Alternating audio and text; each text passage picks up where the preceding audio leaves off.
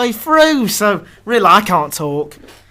But we're not going to have a walkout, folks. We're going to continue with the sign programme. And we've got 10 minutes left before this is the penultimate week before Easter holidays, or as we call it, our season break. Well, try and hold back the tears. Listen, I know, I know you're gonna struggle to think how you're gonna cope over these holidays without Blahdblah. But I'm gonna throw out. We've got a massive announcement coming next week that's going to shock the world. All right. And that announcement. Do you know what? I'm going to announce it right here, right now. From next year, we're not going to be doing one podcast a week. Not 2, but 3 podcasts. Oh yes, I've not told anyone else, but I think we can do 3 podcasts a week. We'll do 2 on one day and 1 on another, and I think that'll get the job done. You'll get all your local gossip. All thanks to Blahdblah. Could have joined in, mate. But anyway, so I'm in shock. well, he hasn't consulted his 2 co-presenters. Well, one's never here. But he didn't consult me. I know, I consulted Jack, but Jack kind of just said yeah, so he probably meant no because. But anyway, I think what we could do to end it.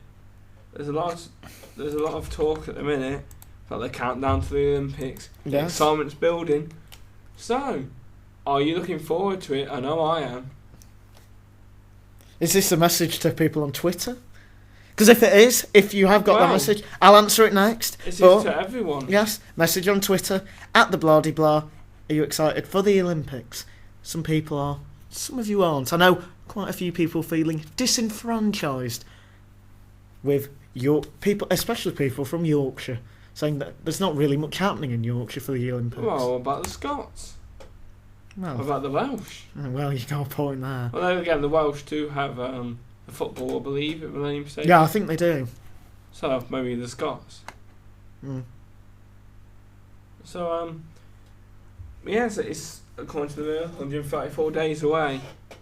The biggest show on earth. Can London live up to expectations and match or better previous Olympics? Well, you know what my point is. Can London build a legacy? And I think if they can, it will be priceless, won't it? Well, I think they're at a crossroads right now. And I'm sorry. It's Dale. He's a bad influence on anyone who knows him.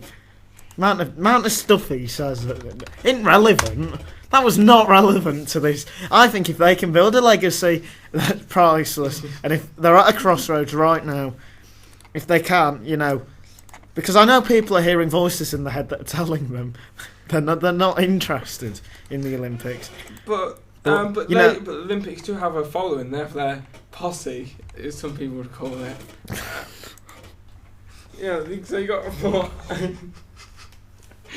you've got a for and against for the Olympics. So it'll be interesting to see how the local public and the UK public itself react to the Olympics. Well, I think when you've got people, you've got athletes who you could describe as apex predators. You could describe them as apex predators, and I know, I think people are saying that it all goes okay or okay. But I don't know why Dale's laughing. But if it all goes okay for them, then I think, if it's the legacy that means more than the actual Olympics. We're having a fit of giggles on the show today. We do apologise. I mean, what we're talking about, we got mentioned in the vlog I did a few weeks ago, is how it all seems to be for the rich. The working class don't seem to get a look in with tickets and that. Well, it's like Jack. Maybe I just think most of the sponsors, all the people going, may feel that because they come from money and they come from class, that they get the tickets, and it's not really fair on the everyday people. Well, I think it's smoke and mirrors because.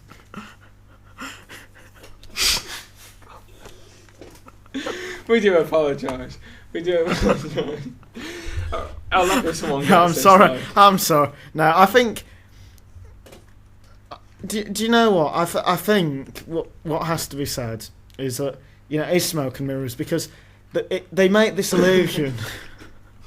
Dale's laughing again. I don't know what he's doing.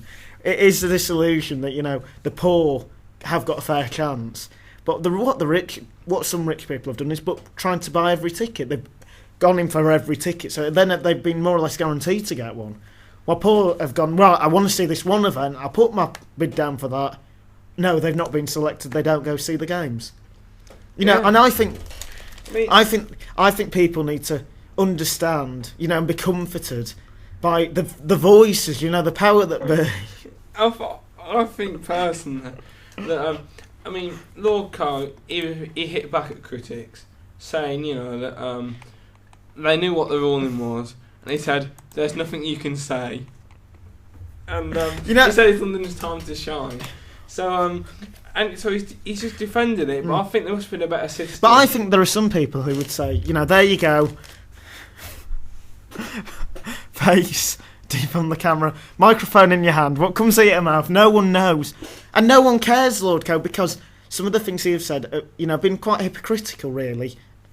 Like saying that everyone's got a fair crack of the whip, and then 30,000 people have said, well, we didn't. We applied for every ticket and didn't get one. And they've gone to loads of sponsors who are not even, maybe not pure fans of the sports. I don't know about if you applied for anything, but I applied for athletics, cycling, swimming. It wasn't just 100-metre final. It was loads of stuff. I didn't because I didn't think I'd get any. I've got to be honest. I had friends who told me I'd never get any if I did. Maybe if I had, I'd have got some, but to be honest, I'd lost all hope before it even, came out. Yeah. Probably a wise assumption. I thought I'd say that, but yeah, thank you, Dale Harris. Well, we are actually at the end of our show. Just one piece of breaking news, and that is Jim Neidhart, the former wrestler, has been arrested in the last 5 minutes. There's a photo of him. He's put on a bit of weight since I last saw him. But anyway, that ain't the point. I can't talk.